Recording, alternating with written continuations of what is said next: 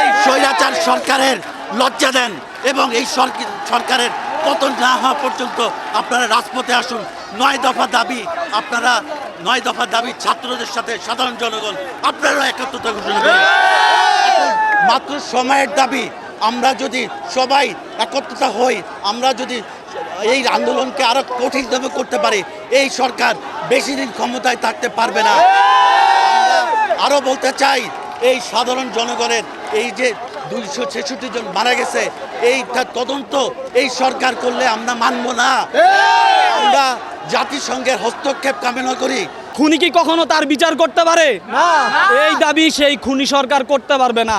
সে গদি থেকে নেমে পরবর্তীতে যে দায়িত্ব হাতে নিবে তার কাছে আমরা বিচার চাইবো, খুনি হাসিনার কাছে বিচার চাই না।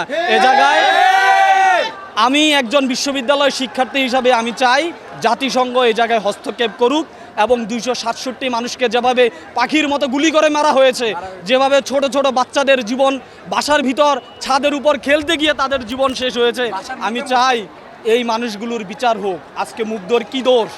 আজকে আমরা আবু সাঈদের মতো হতে চাই যতক্ষণ পর্যন্ত না এই দেশে আমাদের দাবি মেনে নেওয়া হবে। প্রাণের বিনিময়ে আমরা বৈষম্য চাই নাই। যাদেরকে পাখির মতো গুলি করে মানুষদের মারছেন, আপনি অযৌক্তিকভাবে মারছেন, আপনি সবাইকে মারছেন, যে কোনো গ্রেপ্তার করছে, আতঙ্ক করছে। এমনকি আমরা রাস্তায় বের হতে পারি না ভাই। রাস্তায় বের হলে পুলিশ করে কি, আমার একটা টিউশন আছে, আমি বাড়ি টিউশনে গেলে আমার ফোন রাইখা যাইতে হয়, আমার মোবাইল চেক করে ভাই, পুলিশরা মোবাইল চেক করে।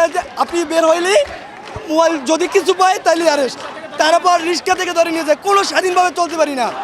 শুধু এই দেশে সত্যিকার এখন স্টুডেন্ট, তারা খুঁজে বাসায় বাসায় যায়, খুঁজে স্টুডেন্ট কারা। আমাদের গণহত্যার পারমিশন দিয়েছে, তাদের অবিচার চাই। এই ছাত্র সমাজ জেগে উঠেছে।